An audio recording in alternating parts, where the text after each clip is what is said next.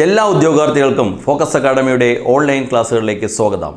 ഇന്ന് നമ്മളിവിടെ ഡിസ്കസ് ചെയ്യാൻ പോകുന്നത് ജോമെട്രി എന്ന ചാപ്റ്ററിലെ പാർട്ട് 5 ആണ്.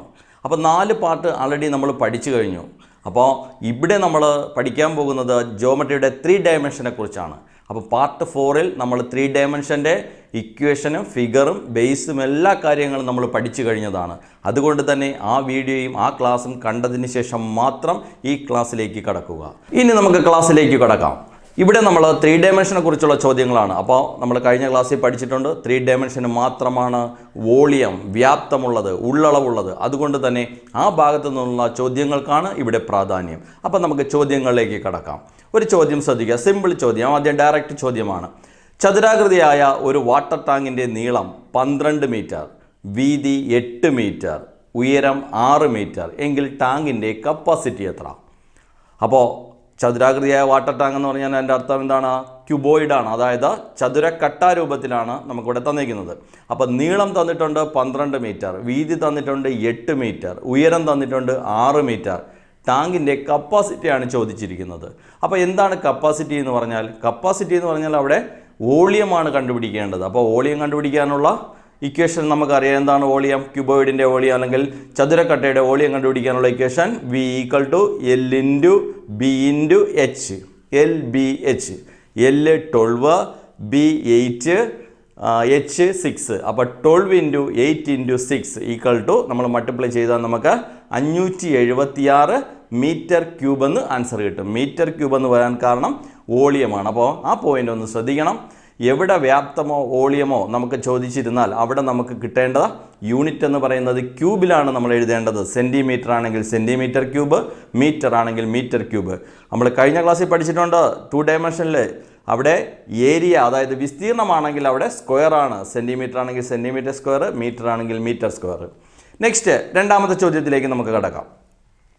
12 മീറ്റർ നീളവും 9 മീറ്റർ വീതിയും 8 മീറ്റർ ഉയരവുമുള്ള ഒരു മുറിക്കുള്ളിൽ ഉൾക്കൊള്ളിക്കാൻ കഴിയുന്ന ഏറ്റവും വലിയ ദണ്ടിൻ്റെ നീളം എത്ര? അതായത് ചോദ്യം ഇതാണ്. 12 മീറ്റർ നീളവും 9 മീറ്റർ വീതിയും 8 മീറ്റർ ഉയരവുമുള്ള മുറിക്കുള്ളിൽ ഒരു ദണ്ട് ഉൾക്കൊള്ളിക്കണം. അങ്ങനെയാണെങ്കിൽ അതിൻ്റെ നീളം, മാക്സിമം നീളം എത്രയായിരിക്കുമെന്നാണ് ചോദിക്കുന്നത്. അപ്പോൾ നമുക്കറിയാം, അങ്ങനെ ഒരു ഏറ്റവും നീളത്തിൽ നമുക്കത് ഉൾക്കൊള്ളിക്കണമെങ്കിൽ അതിൻ്റെ ഡയഗണലിൽ വയ്ക്കുന്നതായിരിക്കണം. നീളത്തിലോ വീതിയിലോ ഉയരത്തിലോ അല്ല, ഡയഗണലായിട്ട് പ്ലേസ് ചെയ്യുന്നതിനായിരിക്കും ഏറ്റവും കൂടുതൽ നീളം. അപ്പോൾ എന്താ ചോദിച്ചേക്കണത്? ക്യൂബോയിഡിൻ്റെ അല്ലെങ്കിൽ ചതുരക്കട്ടയുടെ ഡയഗണൽ എത്ര എന്ന് ചോദിക്കുന്നതിന് തുല്യമാണ് ആ ചോദ്യം. അപ്പോൾ ആൻസറിലേക്ക് നമുക്ക് വരാം. ചതുരക്കട്ടയുടെ ഡയഗണൽ കണ്ടുപിടിക്കുന്ന ഇക്വേഷൻ നമുക്കറിയാം. D = √L² + B² + H².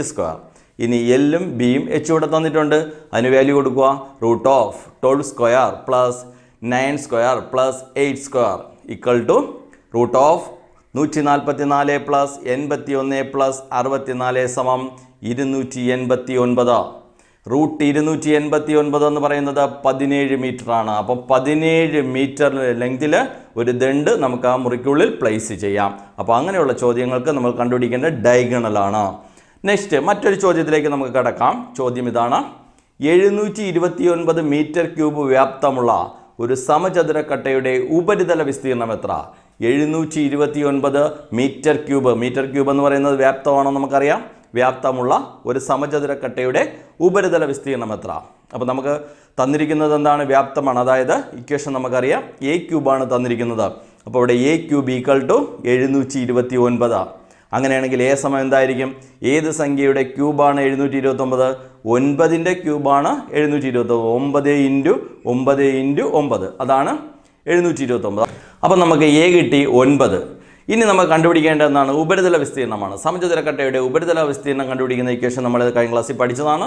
6A². ഒരു മുഖം സമചതുരം, അതിൻ്റെ വിസ്തീർണം A². അങ്ങനെ 6 മുഖം, അതുകൊണ്ടാണ് 6A² ആണ് ഉപരിതല വിസ്തീർണം എന്ന് നമ്മൾ കിട്ടി. അപ്പോൾ അങ്ങനെയാണെങ്കിൽ 6A² ആണ് നമുക്ക് കാൽക്കുലേറ്റ് ചെയ്യേണ്ടത്. അപ്പോൾ 6 × A 9 ആണ്, 9² 81. അപ്പോൾ നമുക്ക് ആൻസർ കിട്ടി 81 × 6 = 486. ഇവിടെ തന്നിരിക്കുന്നത് മീറ്റർ ആയതുകൊണ്ട്, വിസ്തീർണമായതുകൊണ്ട് മീറ്റർ സ്ക്വയർ. അപ്പോൾ ആൻസർ 486 മീറ്റർ സ്ക്വയർ. അപ്പോൾ ആൻസർ 400A² ആണ്. മറ്റൊരു ചോദ്യം നമുക്ക് ശ്രദ്ധിക്കാം. 864 സെൻറ്റിമീറ്റർ സ്ക്വയർ വിസ്തീർണമുള്ള ഒരു സമചതുരക്കട്ടയുടെ വികർണത്തിൻ്റെ നീളം എത്ര? അപ്പോൾ ഇവിടെ സമചതുരക്കട്ടയുടെ വിസ്തീർണം തന്നിട്ടുണ്ട് 864. നമുക്ക് വികർണമാണ് കണ്ടുപിടിക്കേണ്ടത്.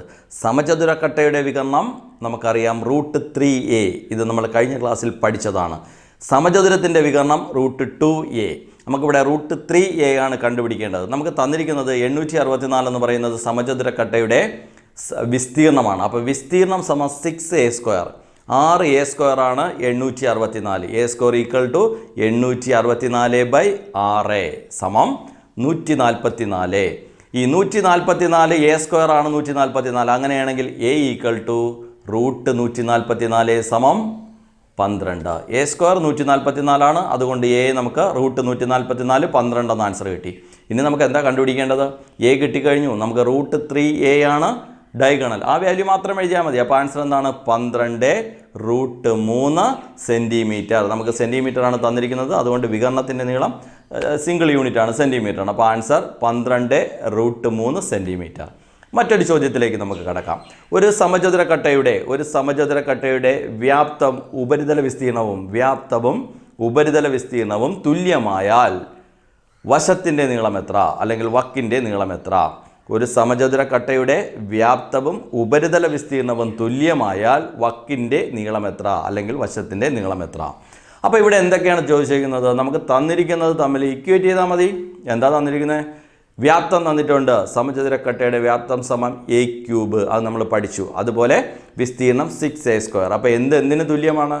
a³ equal to 6a². Then a³ എന്ന് പറഞ്ഞാൽ a × a × a. 3 പ്രാവശ്യം a മൾട്ടിപ്ലൈ ചെയ്യണതാണ് a³ സമം 6a². 6 × a × a. 2a right സൈഡിലും 2a ലെഫ്റ്റ് സൈഡിലും ക്യാൻസൽ ചെയ്താൽ നമുക്ക് a ഈക്വൽ ടു 6 യൂണിറ്റ് എന്ന് കിട്ടും. അതായത് വക്കിൻ്റെ അളവ് 6 യൂണിറ്റ് ആയിരിക്കുമ്പോൾ ആ ക്യൂബിൻ്റെ വോളിയവും ഏരിയയും തുല്യമായിരിക്കും. വിലകൾ യൂണിറ്റ് മാത്രമേ വ്യത്യാസമുള്ളൂ. ഒന്ന് മീറ്റർ ക്യൂബ് ആയിരിക്കും, അല്ലെങ്കിൽ സെൻറ്റിമീറ്റർ ക്യൂബ് ആയിരിക്കും. വിസ്തീർണം സ്ക്വയറിലുമായിരിക്കും. ഇനി മറ്റൊരു ചോദ്യത്തിലേക്ക് നമുക്ക് കടക്കാം. ഒരു ചോദ്യം ശ്രദ്ധിക്കുക. ഒരു ഗോളത്തിൻ്റെ വ്യാപ്തവും അതിൻ്റെ വക്രമുഖ വിസ്തീർണവും തുല്യമായാൽ ആരം എത്ര? അപ്പം നമ്മളിപ്പോൾ തൊട്ട് മുന്നിൽ പഠിച്ച അതേ ചോദ്യം നമുക്ക് എവിടെ ചോദിക്കുന്നു? ഗോളത്തിലാണ് ചോദിക്കുന്നത്. അപ്പം ഗോളത്തിൻ്റെ വ്യാപ്തവും ഉപരിതല വിസ്തീർണവും തുല്യമാണ് എന്ന് പറഞ്ഞാൽ എന്തൊക്കെയാണ് തുല്യം? ഗോളത്തിൻ്റെ വ്യാപ്തം കണ്ടുപിടിക്കാനുള്ള ഇക്വേഷൻ നമ്മൾ പഠിച്ചു കഴിഞ്ഞു. 4/3πr³. അതെന്തിന് തുല്യമാണ്? ഗോളത്തിൻ്റെ ഉപരിതല വിസ്തീർണമായ 4πr² തുല്യമാണ്. അപ്പോൾ 4/3πr³ ഈക്വൽ ടു 4πr². ഇവിടെ 4ഉം 4ഉം റൈറ്റ് സൈഡിലും ലെഫ്റ്റ് സൈഡിലും ക്യാൻസൽ ചെയ്തു. പൈയും ക്യാൻസൽ ചെയ്തു. r³ 2r r² 2r cancel ചെയ്തു. ദെൻ ഇവിടെ ഡിവൈഡ് ചെയ്തേക്കണം 3. സമത്തിനപ്പുറത്തേക്ക് പോകുമ്പോൾ മൾട്ടിപ്പിളാവും. r ഈക്വൽ ടു 3 യൂണിറ്റ് എന്ന് നമുക്ക് കിട്ടും. അതായത് റേഡിയസ് 3 യൂണിറ്റ് ആയിരിക്കുമ്പോൾ ഏതൊരു ഗോളത്തിൻ്റെയും വ്യാപ്തത്തിൻ്റെയും ഉപരിതല വിസ്തീർണത്തിൻ്റെയും വില തുല്യമായിരിക്കും. മനസ്സിലായിട്ടുണ്ടല്ലോ? നെക്സ്റ്റ് അടുത്തൊരു ചോദ്യത്തിലേക്ക് നമുക്ക് കടക്കാം. 21 സെൻറ്റിമീറ്റർ വ്യാസമുള്ള ഒരു ഗോളത്തിൻ്റെ വ്യാപ്തം എത്ര? ചോദ്യം. അപ്പോൾ ഗോളത്തിൻ്റെ വ്യാപ്തം കണ്ടുപിടിക്കാനുള്ള ഇക്വേഷൻ നമുക്കറിയാം. 4/3πr³. അപ്പോൾ ഇവിടെ നമുക്ക് തന്നിരിക്കുന്നത് വ്യാസമാണ് തന്നിരിക്കുന്നത്, അതായത് ഡയമീറ്റർ ആണ് തന്നിരിക്കുന്നത്. അപ്പം നമ്മൾ എന്ത് കണ്ടുപിടിക്കണം? റേഡിയസ്, ആരം കണ്ടുപിടിക്കണം. വ്യാസത്തിൻ്റെ പകുതിയാണ് ആരം. അപ്പോൾ നമുക്ക് 21ൻ്റെ പകുതി എടുക്കാം. 10.5. നമ്മൾ ഡെസിമൽ ഫോമിൽ എഴുതുന്നേക്കാളും കാൽക്കുലേഷൻ എളുപ്പം ഫ്രാക്ഷനിൽ തന്നെ എഴുതുന്നതാണ്. അപ്പോൾ നമുക്ക് 10.5 എന്ന് എഴുതേണ്ട ആവശ്യമില്ല. 21/2 എന്ന് തന്നെ എഴുതാം. അതാണ് റേഡിയസ്. അപ്പോൾ ഇവിടെ ഡയമീറ്റർ 21 ആണെങ്കിൽ റേഡിയസ് 21/2 ആയിരിക്കും. ആരം 21/2. ഇനി നമുക്ക് കാൽക്കുലേഷനിലേക്ക് കിടക്കാം.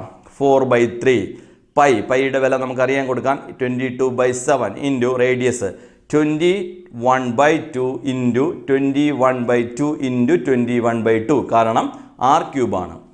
ഇനി നമുക്കറിയാം, നോക്കുക, ഇവിടെ ക്യാൻസൽ ചെയ്യാൻ പറ്റും. എന്തൊക്കെ ക്യാൻസൽ ചെയ്യാം? നമുക്ക് 4 × 7ഉം ഒരു 21 കൂടെ ക്യാൻസൽ ചെയ്യാം. ഡിനോമിനേറ്ററിലെ 4ഉം 7ഉം ക്യാൻസൽ ചെയ്യാം, 21ഉം ക്യാൻസൽ ചെയ്യാം. അതുപോലെ ഡിനോമിനേറ്ററിലെ 2 2ഉം മുകളിലത്തെ 4ഉം ക്യാൻസൽ ചെയ്യാം. അതുപോലെ ഡിനോമിനേറ്ററിലെ ഒരു 2ഉം 22ലെ 22ഉം കൂടെ ക്യാൻസൽ ചെയ്യാം, 11 കിട്ടും. അപ്പം നമ്മളത് മൾട്ടിപ്ലൈ ചെയ്യുക. 11 × 21 × 21 എന്ന് പറയുന്നത് നമുക്ക് ആൻസർ കിട്ടും 4851 സെൻറ്റിമീറ്റർ ക്യൂബ് എന്ന് ആൻസർ കിട്ടും. എന്തുകൊണ്ടാണ്? അത് വോളിയമാണ്. നെക്സ്റ്റ്, ഇത് മനസ്സിലായെങ്കിൽ അടുത്ത ചോദ്യത്തിലേക്ക് നമുക്ക് കടക്കാം. ചോദ്യം: 4 സെൻറ്റിമീറ്റർ വക്കിന് നീളമുള്ള ഒരു ഈയക്കട്ടയെ സമചതുരക്കട്ടയെ ഉരുക്കി 1 സെൻറ്റിമീറ്റർ വക്കിന് നീളമുള്ള എത്ര ചെറിയ കട്ടകൾ ഉണ്ടാക്കാം? ചോദ്യം ഇതാണ്. അപ്പോൾ ഈ എന്ന് പറഞ്ഞാൽ ലെഡാണ്. ആ ലെഡ് കൊണ്ടുണ്ടാക്കിയ, ലോഹം കൊണ്ടുണ്ടാക്കിയ ഒരു ചതുരക്കട്ട, സമചതുരക്കട്ട നമ്മുടെ കയ്യിലുണ്ട്. അതിനെ ഉരുക്കിയിട്ട് ചെറിയ സമചതുരക്കട്ടകൾ ഉണ്ടാക്കണം. അപ്പോൾ അതിൻ്റെ ലെങ്ത് തന്നിട്ടുണ്ട്. ഒരു വക്കിൻ്റെ നീളം 1 സെൻറ്റിമീറ്ററാണ്, വലുതിൻ്റെ നീളം 4 സെൻറ്റിമീറ്ററാണ്. അപ്പോൾ ഇങ്ങനെയുള്ള ചോദ്യങ്ങൾക്കെല്ലാം ഉത്തരം കണ്ടുപിടിക്കുമ്പോൾ അവിടെ എണ്ണമാണ് കിട്ടുന്നത്. അപ്പോൾ വലിയൊരു വോളിയമാണ് ഇവിടെ തന്നേക്കുന്നത്. അപ്പോൾ അതിൻ്റെ വോളിയത്തെ ചെറുതിൻ്റെ വോളിയം കൊണ്ട് ഡിവൈഡ് ചെയ്യണതായിരിക്കും അവയുടെ എണ്ണം. അപ്പോൾ വലിയ സമചതുരക്കട്ടയുടെ വോളിയം ഡിവൈഡഡ് ബൈ ചെറിയ സമചതുരക്കട്ടയുടെ വോളിയം, അതാണ് എണ്ണങ്ങൾ കണ്ടുപിടിക്കാനുള്ള ഇക്വേഷൻ. അപ്പോൾ നമുക്ക് എന്ത് ചെയ്യാം? വലിയ സമചതുരക്കട്ടയുടെ വക്കിൻ്റെ നീളം 4ആണ്, അതിൻ്റെ വോളിയം എന്ന് പറഞ്ഞാൽ 4 ക്യൂബാണ്. അപ്പോൾ 4 ക്യൂബ് ഡിവൈഡഡ് ബൈ ചെറുതിൻ്റെ അളവെന്ന് പറയുന്നത് 1 സെൻറ്റിമീറ്ററാണ്. അപ്പോൾ 1 ക്യൂബ്. അപ്പോൾ 4 ക്യൂബ് എന്ന് പറയുന്നത് 64 ബൈ 1 ക്യൂബ് 1 തന്നെയാണ്. അപ്പോൾ എത്ര സമചതുരക്കട്ട നമുക്ക് നിർമ്മിക്കാം? 64 എണ്ണം നിർമ്മിക്കാം. ക്ലിയർ ആണല്ലോ? അടുത്ത ചോദ്യത്തിലേക്ക് പോവാം. ഒരു ഗോളത്തിൻ്റെ ആരം ഇരട്ടിയായാൽ വ്യാപ്തം എത്ര മടങ്ങ് വർദ്ധിക്കും? ഇത് നമ്മൾ 2 ഡയമെൻഷനിൽ നമ്മൾ പഠിച്ചു. ഒരു അളവ് എത്ര മടങ്ങ് വർദ്ധിക്കുന്നോ വിസ്തീർണം അതിൻ്റെ സ്ക്വയർ ടൈം വർദ്ധിക്കുന്നു നമ്മൾ പഠിച്ചു. ഇവിടെ ശ്രദ്ധിക്കുക, ഏതൊരു 3 ഡയമെൻഷണൽ ഫിഗറിൻ്റെയും അളവ് എത്ര മടങ്ങ് വർദ്ധിക്കുന്നു, വോളിയം അതിൻ്റെ ക്യൂബ് ടൈം ആയിരിക്കും വർദ്ധിക്കുക. ക്യൂബ് ടൈം ആയിരിക്കും വോളിയം വർദ്ധിക്കുക. അപ്പം ഇവിടെ 2 മടങ്ങായിരുന്നു എന്ന് പറഞ്ഞാൽ അതിൻ്റെ അർത്ഥം എന്താണ്? അപ്പോൾ വോളിയം അതിൻ്റെ ക്യൂബ് ടൈം, അതായത് 2 ക്യൂബ് 8 മടങ്ങാണ് വർദ്ധിക്കുന്നത്. ഇനി ആരത്തിൻ്റെ ആരം 4 മടങ്ങായാലോ? 4 ക്യൂബ് 64 മടങ്ങ് വർദ്ധിക്കും. സമചതുരക്കട്ടയായാലും ഇത് തന്നെയാണ് ഉത്തരം. അപ്പം ക്ലിയർ ആണല്ലോ? ഒരു ഗോളത്തിൻ്റെ ആരം ഇരട്ടിയായാൽ വ്യാപ്തം ക്യൂബ് മടങ്ങ്, അതായത് 8 മടങ്ങ് വർദ്ധിക്കും. നമുക്ക് വളരെ പ്രധാനപ്പെട്ട ഒരു ചോദ്യത്തിലേക്ക് നമുക്ക് പോവാം. 3 ഡയമെൻഷൻ ഫിഗർ പഠിച്ചപ്പോൾ നമ്മളവിടെ പ്രിസവും പിരമിഡും, അതായത് സ്തംഭവും സ്തൂപികയും തമ്മിലുള്ള വോളിയത്തിൻ്റെ റിലേഷൻ നമ്മൾ പഠിച്ചു. അതുമായി ബന്ധപ്പെട്ട ഒരു ചോദ്യമാണ് ഇവിടെ വരുന്നത്. ശ്രദ്ധിക്കുക, ഒരു സിലിണ്ടറിൻ്റെ വ്യാപ്തം 1200 ലിറ്ററാണ്. 1200 ലിറ്റർ അതിൽ നമുക്ക് വെള്ളം ഉൾക്കൊള്ളിക്കാൻ കഴിയും. അതിൽ നിന്ന് നിർമ്മിക്കാൻ കഴിയുന്ന ഏറ്റവും വലിയ സ്തൂപികയിൽ എത്ര ലിറ്റർ വെള്ളം കൊള്ളും? അതാണ് ചോദ്യം. അപ്പോൾ ലിറ്റർ നമുക്ക് തന്നേക്കുന്നത് തന്നെ വോളിയമാണ്. അങ്ങനെയാണെങ്കിൽ അതിൽ നിന്ന് നിർമ്മിക്കാൻ പറ്റുന്ന ഏറ്റവും വലിയ സ്തൂപികയിൽ എത്ര ലിറ്റർ വെള്ളം കൊള്ളുമെന്നാണ്. ഇത് നമ്മൾ 3 ഡയമെൻഷനിലെ 4ാമത്തെ പാർട്ടിൽ നമ്മൾ വളരെ വ്യക്തമായി നമ്മളതിൻ്റെ ഇക്വേഷനും അതിൻ്റെ റിലേഷനും പഠിച്ചു. ഒരു പ്രിസവും ഒരു പിരമിഡും തമ്മിലുള്ള വോളിയത്തിൻ്റെ റിലേഷൻ നമ്മൾ പഠിച്ചു. അപ്പോൾ അതിൻ്റെ വോളിയത്തിൻ്റെ റിലേഷൻ എന്തായിരിക്കും? നമ്മുടെ സ്തംഭത്തിൻ്റെ വോളിയം എത്രയാണോ അതിൻ്റെ 1/3 ആയിരിക്കും പിരമിഡിൻ്റെ സ്തൂപികയുടെ വോളിയം എന്ന് നമ്മൾ പഠിച്ചു. അപ്പോൾ സിമ്പിളായിട്ട് മനക്കണക്ക് ആൻസർ ചെയ്യാം. ആ സിലിണ്ടറിൻ്റെ 1/3 ആയിരിക്കും ആ സ്തൂപികയിൽ ഉൾക്കൊള്ളാൻ കഴിയുന്ന വെള്ളത്തിൻ്റെ അളവ് എന്ന് പറഞ്ഞാൽ എത്രയാണ്? 1/3 ആണ്. 1/3 കൊണ്ട് മൾട്ടിപ്ലൈ ചെയ്യുക. 1200 ഇൻറ്റു 1/3 എന്ന് പറഞ്ഞാൽ 400 ലിറ്റർ വെള്ളമാണ് ആ സ്തൂപികയിൽ മാക്സിമം ഉൾക്കൊള്ളിക്കാൻ കഴിയുന്നത്. ഇവ തമ്മിലുള്ള വോളിയത്തിൻ്റെ റിലേഷനാണ് ചോദിച്ചിരിക്കുന്നത്. ആ ചോദ്യം ശ്രദ്ധിക്കുക. ഇനി ശ്രദ്ധിക്കുക, മുൻ വർഷങ്ങളിൽ ചോദിച്ച ഒരു വളരെ പ്രധാനപ്പെട്ട ഒരു ചോദ്യത്തിലേക്ക് വരാം. ഇത് ആ ജില്ലയിൽ ചോദിച്ച LDCക്കാണ് ചോദിച്ചത്. ആ ജില്ലയുടെ റാങ്ക് മേക്കിംഗ് ക്വസ്റ്റ്യൻസിൽ ഒന്നായിരുന്നു ഈ ചോദ്യം. കാരണം ഇതറിയാമെങ്കിൽ മാത്രമേ ആ മാർക്ക് കിട്ടുകയുള്ളൂ. അതുകൊണ്ട് തന്നെ റാങ്ക് മേക്കിംഗ് ക്വസ്റ്റ്യൻ ആയിരുന്നു അത്. നമുക്ക് ആ ചോദ്യം എന്താണെന്ന് പരിചയപ്പെടാം. 22 വശങ്ങളുള്ള ഒരു ബഹുഭുജത്തിൻ്റെ കോണുകളുടെ അളവിൻ്റെ തുക എത്ര, അല്ലെങ്കിൽ കോണുകളുടെ തുക എത്ര? ഇതാണ് ചോദ്യം. അപ്പോൾ നമ്മളിത് ശരിക്കും 2 ഡയമെൻഷനിലാണ്. ആ 2 ഡയമെൻഷനിൽ നമ്മൾ കോണുകളുടെ അളവ് കണ്ടുപിടിക്കാനുള്ള ഇക്വേഷൻ നമ്മൾ സ്കൂൾ ക്ലാസ്സുകളിൽ പഠിച്ചിട്ടുള്ളതാണ്. അതെന്തായിരുന്നു ഇക്വേഷൻ എന്ന് നോക്കാം. 180 ഇൻറ്റു n-2 ബ്രാക്കറ്റിനുള്ളിലാണ്. അപ്പോൾ 180 ഇൻറ്റു n-2 ആണ് അതിൻ്റെ ഉത്തരം. അപ്പോൾ നമ്മൾ എങ്ങനെ കണ്ടുപിടിക്കുക? n എന്ന് പറഞ്ഞാൽ ഇവിടെ ആ വക്കുകളുടെ അല്ലെങ്കിൽ ആ വശങ്ങളുടെ എണ്ണമാണ് n എന്ന് പറയുന്നത്. അപ്പോൾ 22 വശങ്ങളുണ്ടെന്ന് നമുക്ക് പറഞ്ഞു. അപ്പോൾ 180 ഇൻറ്റു 22 മൈനസ് 2 സമം 180 ഇൻറ്റു 22 മൈനസ് 2 20. അപ്പോൾ 20 ഇൻറ്റു 180 എന്ന് പറഞ്ഞാൽ 3600 കോണിൻ്റെ തുക. ആ ചോദ്യം മുൻ പരീക്ഷയ്ക്ക് ചോദിച്ചതാണ്. ഈ ടൈപ്പ് ചോദ്യം വന്നാൽ എങ്ങനെ സോൾവ് ചെയ്യാമെന്നാണ് ഈ പറഞ്ഞത്. നമുക്ക് പരീക്ഷയ്ക്ക് ഒരു മാർക്ക് പോലും നഷ്ടപ്പെടാൻ പാടില്ല. ഇനി ആ ഗോളത്തെക്കുറിച്ച് ഒരു പോയിന്റും കൂടി ശ്രദ്ധിക്കുക. നമ്മൾ പറഞ്ഞു ഗോളത്തിന് ഒരേ ഒരു മുഖമുള്ള ഒരു ത്രിമാന രൂപമാണ് ഗോളമെന്ന് പറഞ്ഞു. അതുപോലെ തന്നെ ഒരേ വിസ്തീർണത്തിൽ ഏറ്റവും കൂടുതൽ വ്യാപ്തം ഉൾക്കൊള്ളാൻ കഴിയുന്ന ത്രിമാന രൂപമാണ് ഗോളം. ഒരേ വിസ്തീർണത്തിൽ ഏറ്റവും കൂടുതൽ വ്യാപ്തമുള്ള ത്രിമാന രൂപമാണ് ഗോളം. ഇത്രയും പോയിൻ്റ് നമ്മൾ ഈ ജോമെട്രി 5 പാർട്ടായിട്ടാണ് നമ്മൾ പഠിച്ചത്. ഈ 5 പാർട്ട് നന്നായിട്ട് ബേസ് മുതൽ മുഴുവൻ ക്വസ്റ്റ്യൻസും ചെയ്തു നോക്കുക. ഉത്തരം കിട്ടിയിട്ടുണ്ടോ എന്ന് ഉറപ്പ് വരുത്തുക. ഈ ട്രെയിനിങ് ക്ലാസ് സെഷൻ നിങ്ങൾക്ക് ഇഷ്ടപ്പെട്ടു എങ്കിൽ നിങ്ങൾ ചാനൽ സബ്സ്ക്രൈബ് ചെയ്യുക. അതുപോലെ തന്നെ നോട്ടിഫിക്കേഷൻ ബെൽ ബട്ടൺ ഓൺ ചെയ്യുക. നിങ്ങൾ എല്ലാ ക്ലാസ്സുകളും നന്നായിട്ട് പഠിക്കുക. So that's all for today. By.